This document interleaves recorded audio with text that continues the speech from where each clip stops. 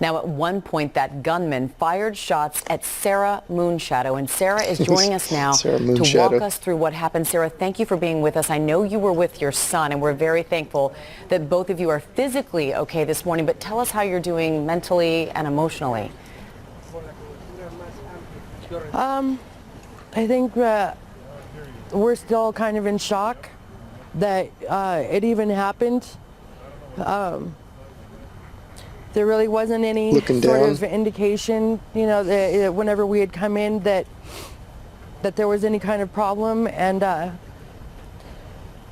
we were supposed to be in and out, and we were stalling a little bit, looking around and looking down at her script. You know, maybe she doesn't want the script straight out in front of her because the lights are a little bright in her eyes, and she preferred to have them on the ground. Her cue cards or whatever it is. Okay, let's go. And look at this ridiculous show of force, with the optimal word, of course, being show, right? It's all show. Did they do anything? Did they come out and help during this past year with all the riots and stores being burned and looted and people being attacked and killed? Where were they then, right?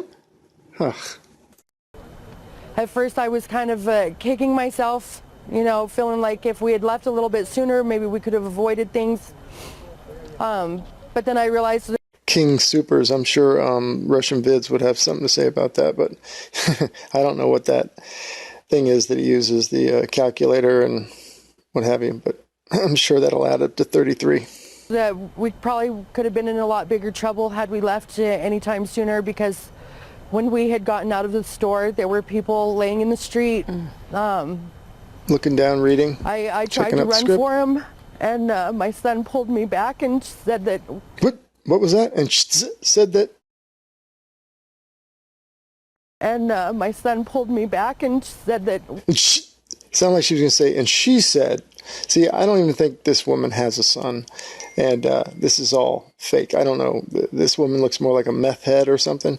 I don't know where they get these people, but... Here, let me slow it down. My son pulled me back and said that... Okay, so she pulled me back and said that we had to get away, and we had to get away, and so I just tried to focus on my son. I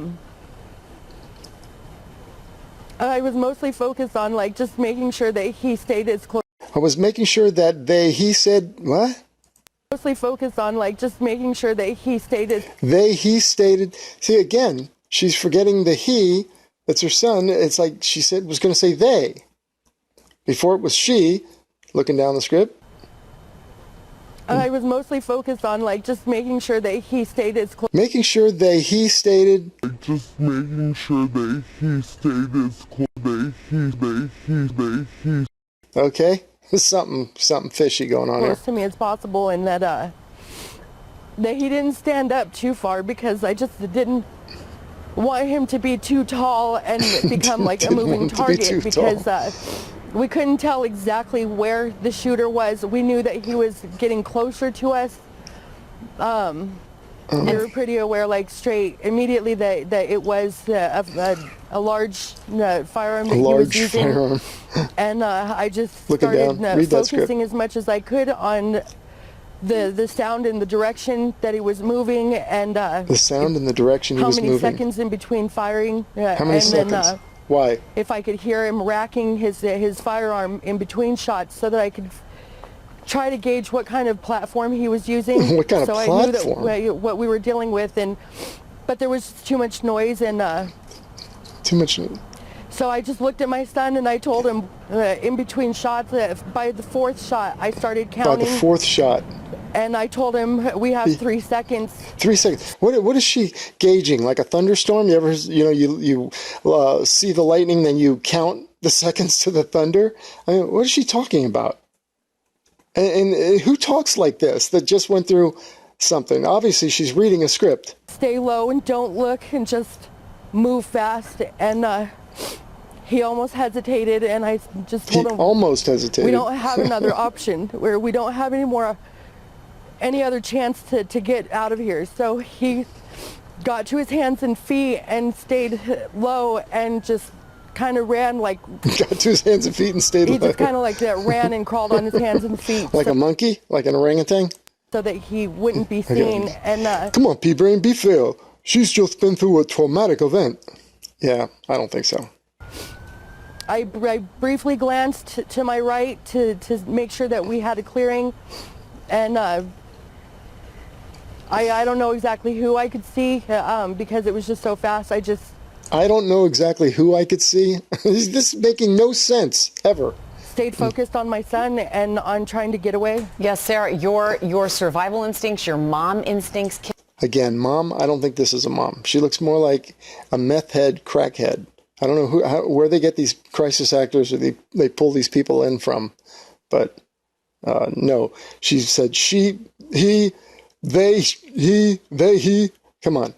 Kicked in. At one point, you say the shooter actually fired shots at you when you were running out. At what point did you realize that you and your son were safe? I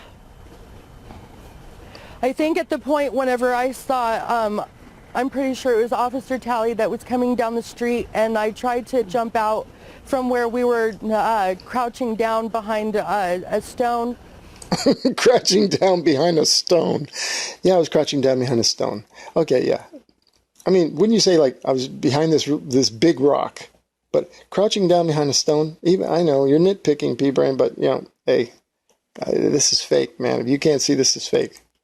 And I tried to flag him down, and my son was really scared. He said, "No, please don't go." And so I backed up to stay with him. There you go, looking down. And that was when he pulled up to the person that was laying in the road, and then we started hearing more firing. It sounded like somebody was outside of the store. I wasn't quite sure. It just seemed like the gunshots were getting louder. So we just started running further back.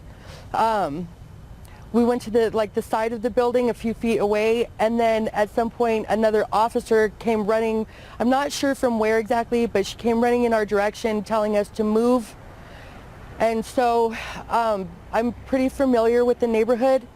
And so I started showing my son where to go, because it kind of starts turning into a little bit of a maze in the center of this particular neighborhood. And so we kind of wound it through a few buildings and stuff, and then there were some people that told us to come sit on their porch, and I think at that point reality was just really starting to kick in, and I just really started freaking out. And